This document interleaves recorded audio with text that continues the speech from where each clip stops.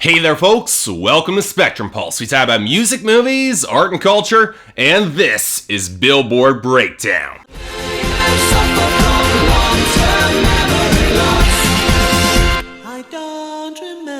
You know, it's rare that I get to be surprised much when it comes to these charts anymore. I mean, sure, you get your weird stuff that will show up every single week, but 17 weeks into Billboard Breakdown, looking at the Hot 100, it takes a lot to really pique more interest from me. This week, however, well, I'm not gonna really say that I was surprised by everything that happened on the charts, but more than a few times, I was just perturbed enough to wonder if things are just slightly out of the ordinary this week. Granted, going into next week, given what I've heard about some streaming data, I've got a good idea what's coming up, and it's gonna be awesome. But it's always kind of nice, always kind of pleasant to be thrown off guard a little bit, to keep me on my toes. You want an example of that? Let's start with our top 10, where things are actually pretty busy this week. Well, okay, not at the top. Uptown Funk by Mark Ronson and Bruno Mars still holds up despite some slipping airplay, sales, and streaming, but it's really because it's had such a massive lead to start that it's held onto the top. But we do have a new number 2 with Sugar by Maroon 5, and I can barely muster the enthusiasm to continue the sentence. Truth be told, the rise of Sugar is mostly because of just pure consistency on the charts, and this week's top spot is likely due to snatching the lead on streaming, nothing more. It pushes back Thinking Out Loud by Ed Sheeran to number 3, which is steadily dropping across the board, but is still dominant enough to hold over its slot over Love Me Like You Do by Ellie Goulding at number 4, which really caught fire in radio this week and has always done well in streaming and YouTube. Even though I'm still somewhat underwhelmed by the song, I bet it will do well in the next few weeks. Next up, however, we got 4 or 5 Seconds by Rihanna, Kanye West, and Paul McCartney, which has always had good sales in streaming and even rose a little bit on YouTube this week, that has seemed to slow to a crawl on airplay, which kind of baffles me. You'd think the radio would like the song. Right beneath it, we've got Earned It by The Weeknd, and I'll admit, I'm still baffled how long this song has stuck around. It's here because of sales and streaming, I get that, because it's certainly not getting there on YouTube or airplay, but still, people actually like this song? Apparently it was enough to push back Style by Taylor Swift to number 7, which despite more airplay gains, it did not have a great week in sales, and YouTube continues to underperform. Beneath that, we've got our first of 2 new arrivals to the top 10,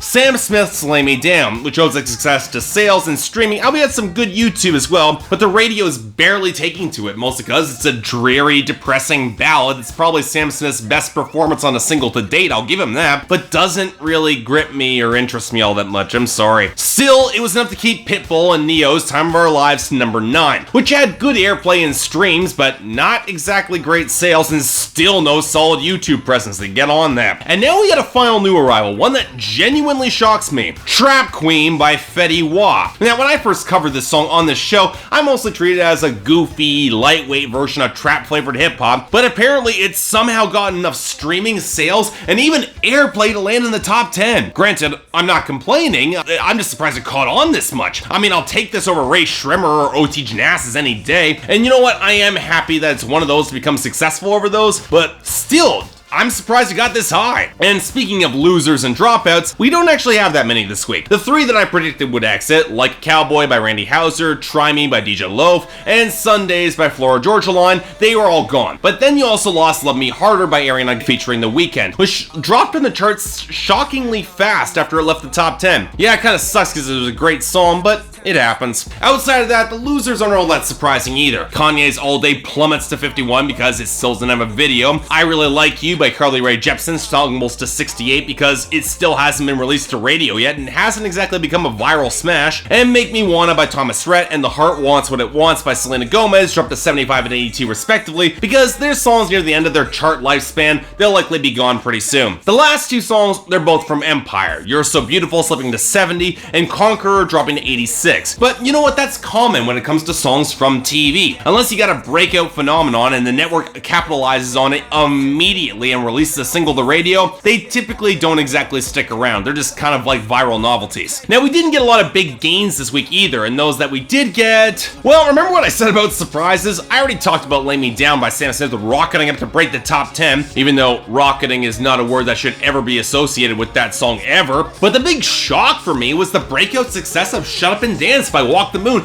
hitting number 21. Yeah, I know it's Killer's Light, but it's so rare we get songs with this sort of energy and spark from the indie scene charting. I'm just gonna appreciate it while it lasts, because this is awesome. And the good news kept coming. I Bet by Sierra gains huge off of YouTube to get to 43, and Honey I'm Good by Andy Grammer even gets a boost to 77. Of course, YouTube gains don't just help the good songs, as I Want You to Know by Zedd featuring Selena Gomez stabilized to 24, and Little Red Wagon by Miranda Lambert got a boost to 55. Most alarming for me is the growth of Watch Me by Salento to 76. Folks, did you not listen to me last week? We don't need a song trying to co-opt a half dozen bad dance trends and somehow being worse than all of them. Can we please just consign this to viral novelty status and nothing else? In other words, can we make it go away? But okay, enough of all that. Let's talk about our solitary returning entry.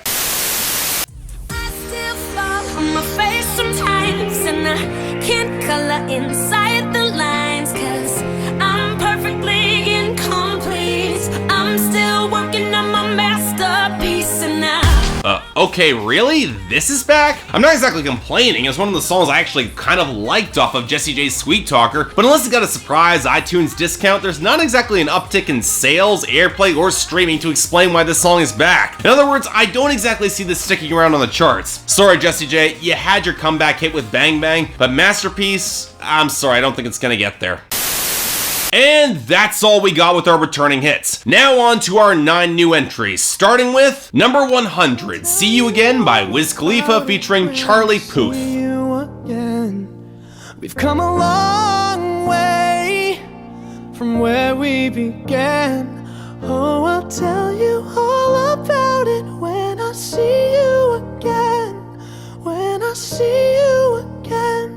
Okay, you all remember that song Wiz Khalifa did with Iggy Azalea for the Fast and the Furious 7 soundtrack? No? Good, it sucked. But apparently Wiz wanted to take another shot at a soundtrack hit, so he teamed up with YouTuber Charlie Puth for a ballad, and unsurprisingly, it's a hell of a lot better. I've always liked Wiz Khalifa and his more emotive roles, mostly because he can be a surprisingly sincere vocalist. And as a tribute to an old comrade who passed away, with hints of organ to balance out the more aggressive clap beat, and with Puth's more soulful delivery with really good falsetto, the song works pretty well. And Wiz actually seemed to have put a fair amount of effort into his writing, with his haphazard flow and rhyming actually taking a solid turn for the better on the song. Overall, while I do think it could have been a little bit more subdued to match the subject matter, it's a pretty good song nonetheless. I'll take it. Number 99, Little Toy Guns by Carrie Underwood.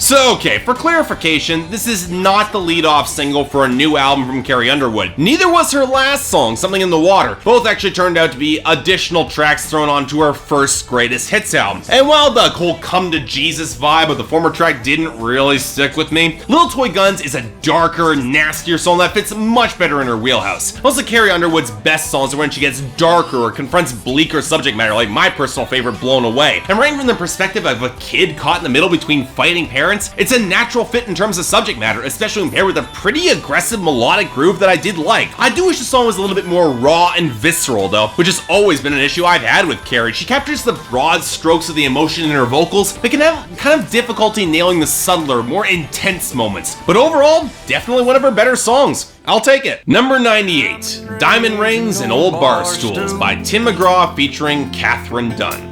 One's for queens and one's for fools. One's the future and one's the past.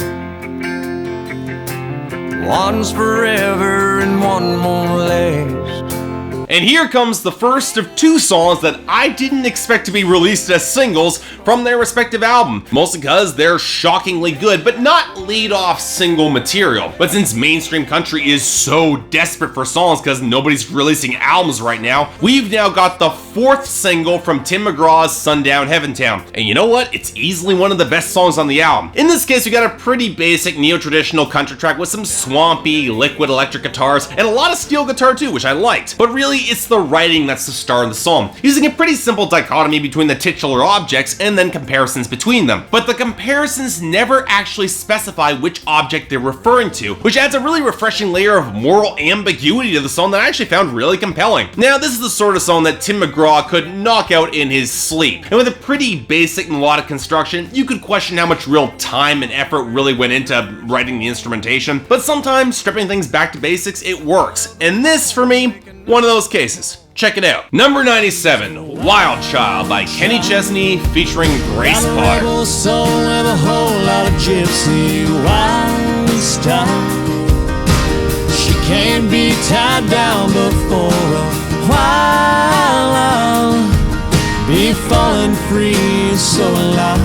I'd break my heart, but God, she drives me. And here's that second song, which is on the charts for pretty much all the same reasons that Tim McGraw's is. It's a late album single that's better than it has any right to be, but would probably be a deep cut that would never get airplay outside of situations just like this. Granted, it's not as good as Diamond Rings and Old Bar Stools, mostly because the writing aims a little lower, instead falling to a pretty basic love song for your archetypal hipster dream girl. And sure, it helps that Kenny Chesney is as naturally charismatic as he is, and he did actually get Grace Potter to help a little bit with backing vocals, but the song just rings a little bit inert for me, with kind of limp instrumentation to sketching such a broad picture of this wild child, or such a cliched picture, that building a real connection to her becomes kind of hazy, at least for me. Overall, pleasant enough, but it's not one that would have landed on the charts in the majority of cases, and I don't exactly see this lasting. Number 96, Bright by Echosmith. La la la, you make a girl go ooh, I'm in love. Did you see that shooting star tonight? Were you dazzled by the same constellation? Now, one of the more perplexing and controversial songs to be released last year in 2014 was Cool Kids by upstart family band Echosmith. And while a lot of people hated that song for playing to the most painfully high school tendencies, I'd argue it was slightly more complicated than that, or at least was trying to be. In reality, that song lyrically was about 3 or 4 drafts from being really good, which is a bit of a shame because the instrumentation was actually really solid. So the follow-up single Bright might just be better for simply having simpler ambitions and being a pretty basic acoustic love song with decent enough harmonies that remind me of a less country, more high school The Band Perry. It doesn't exactly raise a lot of emotions in me. Echosmith are still too timid and safe of a band to really inspire a lot of passion, but you know what? The song's agreeable and it's pretty enough, so I'll take it. Number 95, Bills by LunchMoney Lewis. So I'm gonna work every day. I got mouths, I gotta feed. So I'm gonna make sure everybody eats. I got. Okay, remember when I said this week was full of surprises? This is probably the biggest one, mostly because I'm having a hell of a time contextualizing who this guy is and why he's on the Hot 100, and he's got less subscribers than I do. Well, okay. This guy has been bubbling around the Miami music scene for a while as a songwriter, following in his family's footsteps because his father and uncle were members of the reggae band Inner Circle, who would eventually write the awesome Bad Boys song. Plus, through a family connection to one of the more important studios in Miami that hosted recordings for Pitbull and Flo Rida that eventually helped him land a song with Nicki Minaj, it's not exactly surprising that this guy might claw together a song, even though he looks and sounds like a cross between CeeLo Green and Biz Markie. And you know what? I mean that as a huge compliment because Bills is a ridiculous amount of fun, with a bouncing retro R&B piano and organ line and synths that add modern texture without being overbearing. It's a weedy yet kind of fun horn interlude. And considering the sad sack persona of LunchMoney Lewis as he struggles to find a way to pay his bills, it's resoundingly charming. I got a funny feeling this song and this guy won't be going away anytime soon. And you know, I think the charts will be better for it. More of LunchMoney Lewis. I like this guy. Number 94, Games by Luke Bryan. I can't even keep them all straight. Do we mean what we say? We got lines crossed all over the place, yeah. I can't tell if I'm winning or losing. Somebody tell me, what are we doing? Nobody ever comes out on top. Tell me, are we ever gonna stop? Okay, so full confession time here. I've never actually been on a spring break trip. The closest I ever got to it was the Bacchanal that was spring break, that is the movie Spring Breakers, which, as anything, seemed kind of tame during its party segments. I've seen worse in university house parties, if I'm being honest. But the one thing that I never really heard in that movie was country music. And yet, for some unknown reason, Luke Bryan has been releasing spring break EPs since 2009. And when you remember this guy is in his 30s, it gets, well, kind of creepy. In any case, given that he's now 38 and bro country is effectively sputtered out, he's releasing his final spring break EP, and this is the lead-off single. And I gotta be honest, it's a weird one, not a particularly good one. For one, the mishmash of styles is jarring as hell. The clipped acoustic guitar sounds like it's been pulled from Cry Let Me a River by Justin Timberlake, the sad piano line, the heavier guitars, the synth line crowbarred into the chorus, and all of it has this frustrated, sour tone that does fit the theme. Trust me, I get it being pissed off at people playing games and relationships, but it might work better if you weren't doing the exact same thing in the first verse, Luke Bryan. Once again, he's not taking the high road or doing anything to really change things, he's just being pissy about it. And I got a limited tolerance for that, a very limited tolerance. If Luke Bryan wants to end his spring break era, okay, this song's a way to do it, but probably not ending it in the way that he was hoping. Number 45, Want to Want Me by Jason Derulo. And if you want me, girl, you got me. There's nothing I wouldn't do just to get up next to you. Okay, I thought we were already done with Jason Derulo's singles. Don't we get a break or a year or something to recuperate? After songs like Wiggle and Trumpets, it'd be good for all of our sanities. Well, Jason Derulo is not waiting around because he's got a new single from another upcoming album, and honestly, it's not that bad. A lot of critics expected Derulo to move more in the direction of slicker, more sexual R&B, like say Bobby Brown or in modern day Trey songs. But with Want to Want Me, he pivots back more towards electropop, and he manages to bring along a pretty damn tight bass and percussion line, which for me was a huge plus. Hell, even the lyrics avoid more of Derulo's characteristic terrible lines, and instead stick with a pretty basic drive for anticipating hot, steamy sex. I just wish Jason Derulo was a more impressive vocalist. His falsetto is a wince-inducing squawk, and while he piles on the overdubs, he doesn't exactly bring a lot of emotional presence and drive to the song. Instead, I'm left in the very same state I was when I heard, say, The Other Side, just kind of ambivalent to it. Damn good bass line though, so that's one good thing. And finally, number 31, Believe by Mumford & Sons. I don't even know if I believe. I don't even know if I believe everything you're trying to say to me.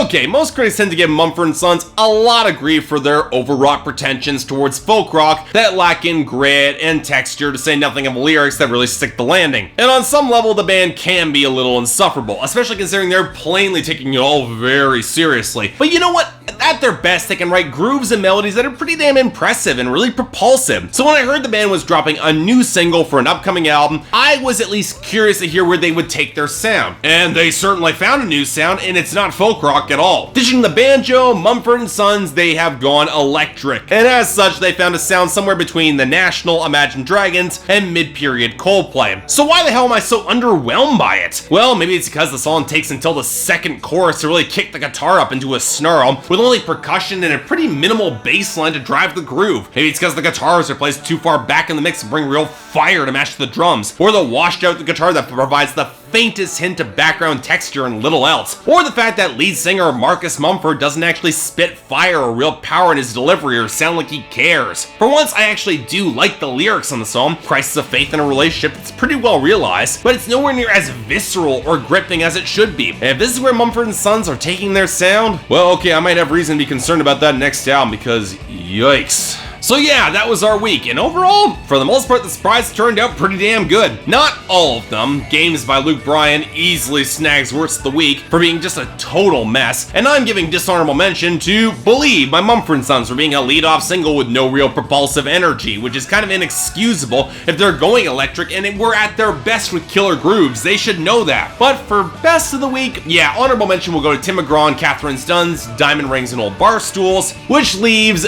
Bills by LunchMoney LunchMoney Lewis has snagged that top slot. I really hope to hear more from the guy. If the charts behave, he could end up having a very good spring and summer. But that's all to come, because until next week, I'm Mark, you're watching Billboard Breakdown on Spectrum Pulse, and I'll see you next time.